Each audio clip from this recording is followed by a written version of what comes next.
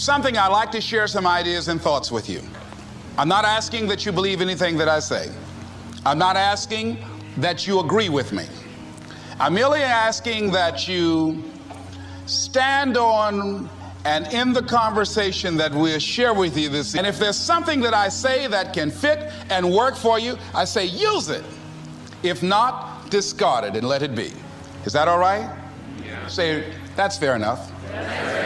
Very good. All right. One of the things I have realized, and many of us have, that if you want something out of life, if you want to change yourself, if you want to acquire something, if there's some goal that you want to reach, that is really not easy as some people will make us feel. That living your dream, changing your behaviors, overcoming negative habits, it's challenging. It's hard. That living alone is just very difficult. And once we begin to come to grips with the fact that living is difficult, life is very challenging. I heard a song once by a guy named Dimples called, "If it ain't one thing, it's another." I say to you, if it ain't one thing, it's 12 others. Always something. You will never ever have a problem-free moment in life. Somebody said, and I like this, that you either in a problem or just left one or headed toward one.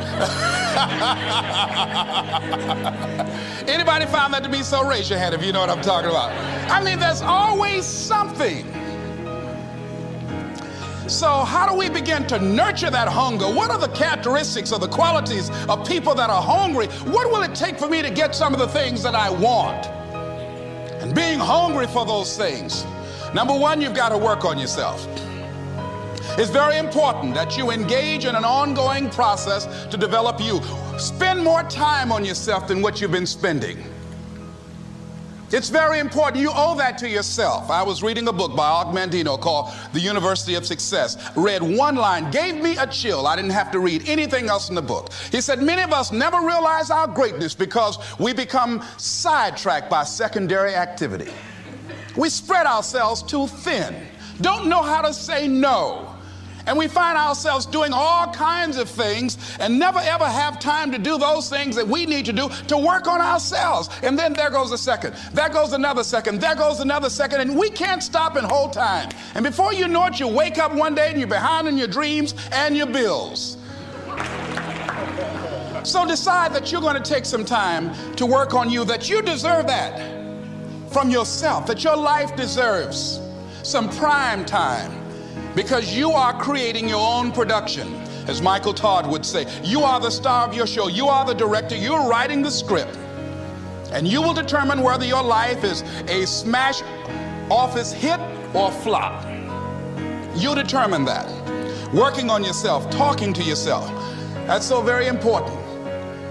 Overcoming the negative conversation, that inner dialogue that's going on all the time, even when you don't want it to be there. You can't stop yourself right now from thinking. You can't do it. It's going on.